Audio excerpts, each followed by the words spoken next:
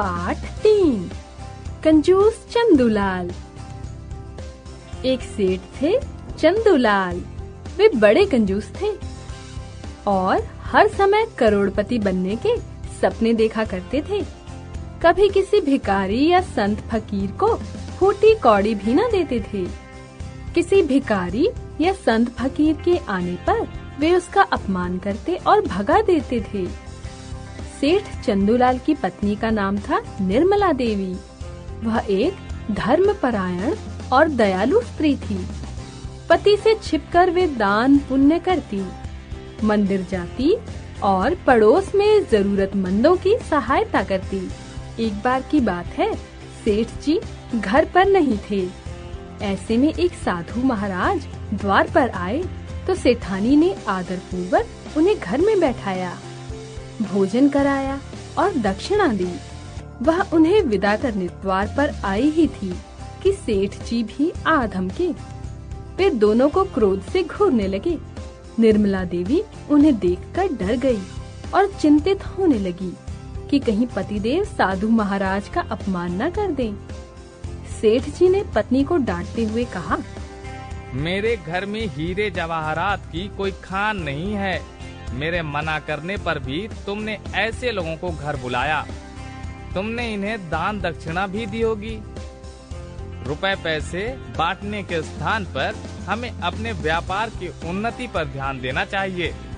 मेरे खून पसीने से अर्जित धन को तुम यूं ही दोनों हाथों से ना लुटाओ। निर्मला देवी को पति की बातें बड़ी असहज और कटु लगी, परंतु वह विवश थी।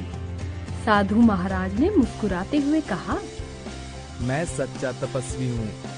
यदि रुपए पैसे ही चाहिए तो मैं तुम्हें माला माल कर दूंगा।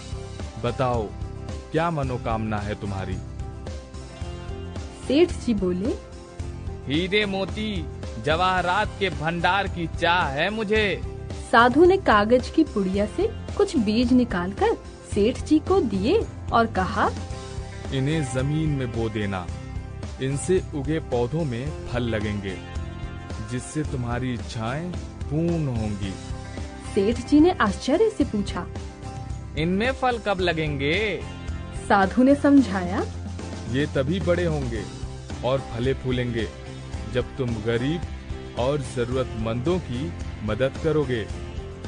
यदि तुमने इन बीजों को बोने के बाद भी लोगों की सेवा से मुंह मोड़ा तो पौधे बड़े ना होंगे और न ही उनमें फल लगेंगे।